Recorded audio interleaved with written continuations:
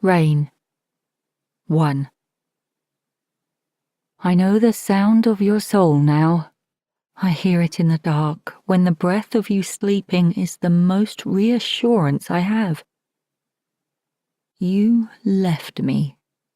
When I was scared and I needed you the most, you were gone. It hurts. But now I know what happened. I have to see innocence in the rise and fall of your chest. When I shut my eyes, the saffron glow of ancient stones looms and I trace the outlines of the hieroglyphics. They would feel hopeful if they weren't from such a long time ago. I wrote it all down so you could listen to believe. I swapped the twang of the canvas for the swirl of sentences, and it felt better than painting, for once. When I read our story, your eyes glaze like frosted glass, and it hurts because you have to know, or you might leave again. There's something inside of you that you don't know is there. Most people don't want to know. They thought I was crazy until they saw the souls flowing over Westminster Bridge that night. It changed everything. But it couldn't bring you back. Not yet. I imagine it quite simply. I imagine it like this.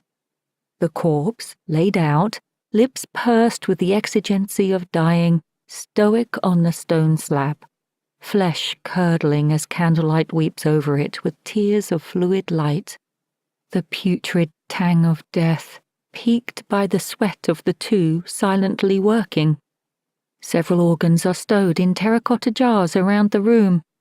Brain, liver, lungs, stomach, intestines.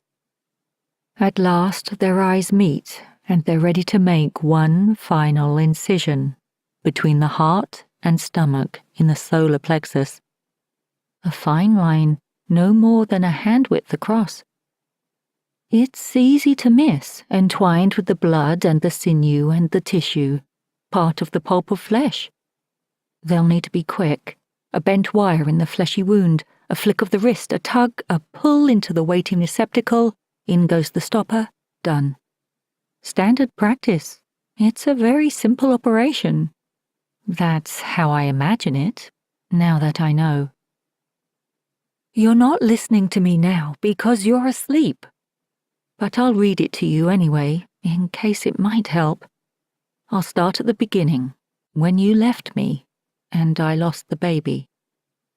You need to understand what that felt like, so you can be there with me, in words.